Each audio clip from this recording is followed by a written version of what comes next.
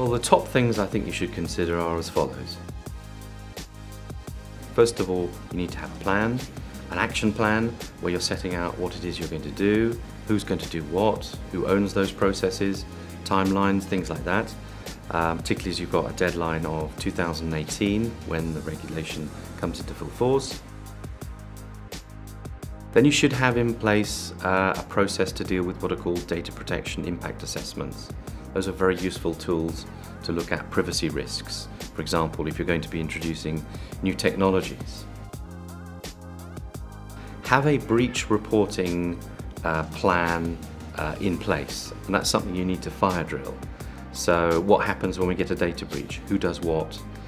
When are we going to have to contact the regulator?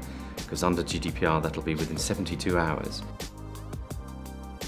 Invest in technology. A good investment in technology will help you save ink, because if you get one of these horrible fines imposed on you, that can really hurt. So investing in good technology is very important here. Look at your vendor contracts. That's very important because there are lots of obligations and liabilities under GDPR, so it's important that you get that right. And you need your vendor's help, for example, in reporting things like data breaches. You'll need to adjust to some of the new things in GDPR, like the right to be forgotten, how you deal with that process, or there are changes that have been made to subject access requests, how you deal with that. And then a very important one, particularly for marketing, is consent. We have recalibrated rules under GDPR on consent, on getting someone's personal data. Get the board on board.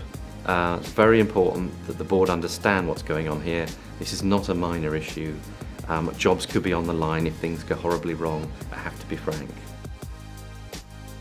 And then last but not least, training. Everybody needs to be trained, from the top level down to the person at reception.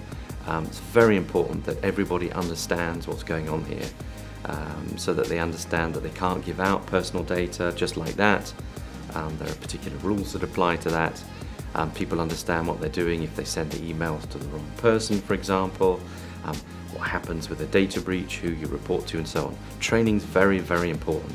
If anything goes wrong in this country and you get the UK regulator, the ICO, involved, one thing they always look at is what training you have done with people.